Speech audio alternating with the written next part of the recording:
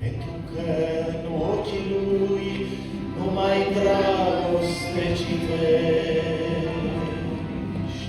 Roagă-te neîncetat să nu păcătuiești. Ai grijă de viața ta, pe el să nu-l rănești. Dacă vrei